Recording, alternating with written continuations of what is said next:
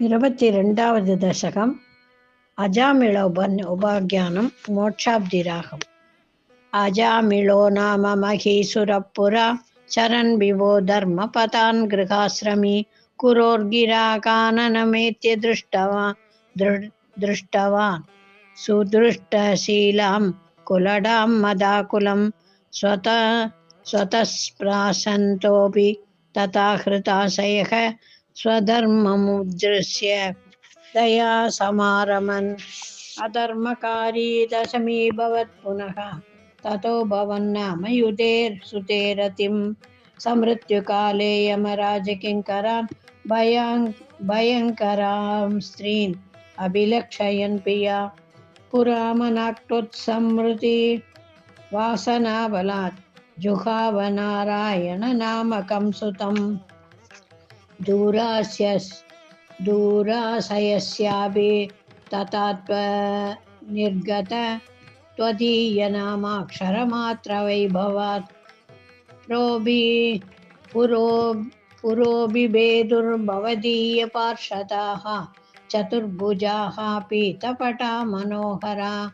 అముంచ సంపాస్య వికర్షతో పటాన్ విముంచతేత్యారురుదుర్బలాతమీ నివారితాస్తే చ భవజ్జనైస్తతా తతీయ పాపం నిఖిలం న్యవేదయంతన్ భవంతు పాపాని కథం తు నిష్కృతే కృతేపి భో దండనమస్తి పండితాః నిష్కృతి కిం విదితా భవాదృశాం ఇతి ప్రభో త్వత్పురుషా బభాషిరే శృతిస్మృతిభ్యాం విహితా ప్రవృధాయ పునంది పాపం న లులుంతి వాసనాం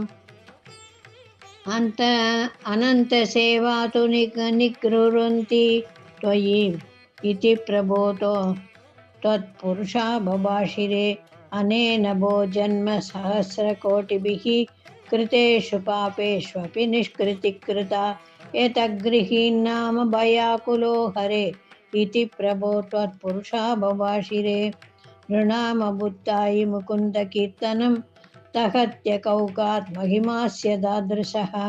ఏతాగ్నిరేదాంసి యదౌక్షతం కథాన్ ఇతి ప్రభో త్వత్పురుషా బభాషిరే ఇతిరితిర్యాం యామ్యపటైరపాశ్రుతే భవత్పాఠానాంచ గణే తిరోధితే త్వత్స్మృతిర్కంచన కాలమాచరన్ భవత్పదం ప్రాపి భవత్పటైరసౌ స్వకింకరావేదన సంకితో యమః త్వదంఘ్రిభక్తేషు న గమ్యతామితి స్వకీయవృద్ధ్యాన శిశికుచ్చకైః సదేవ వాతాలయనాథ పాహి మాం. సర్వత్ర గోవిందనామ సంకీర్తనం. గోవింద గోవింద.